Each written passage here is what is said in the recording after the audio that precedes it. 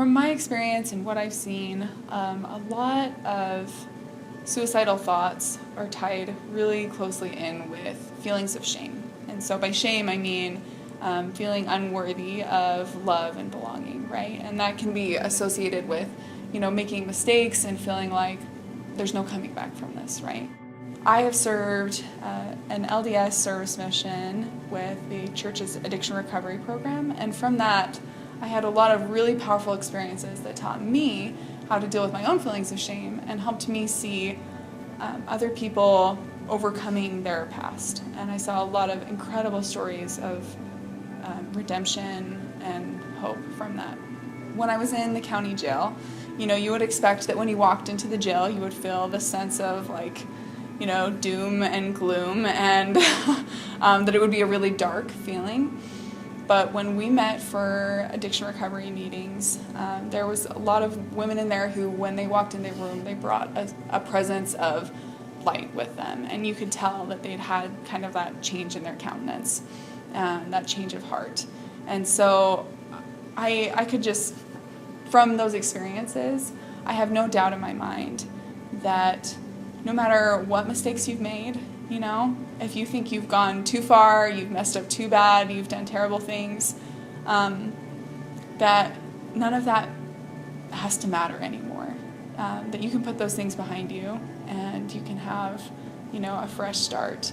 And I've seen that, with my eyes. I've lived it, and I know it's possible.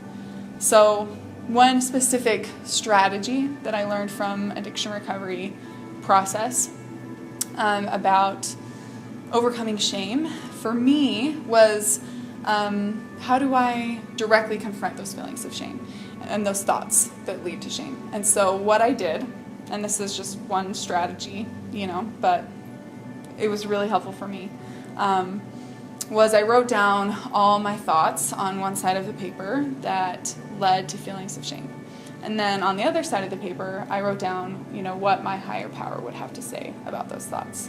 And it was a really introspective, really powerful process to just confront them directly and realize that a lot of the things that I've been telling myself were not in line with what my God would have me believe about myself, and were not true, and that I didn't need to hold on to those anymore. And so that was kind of the start for me of making some positive changes with my relationship to religion and shame.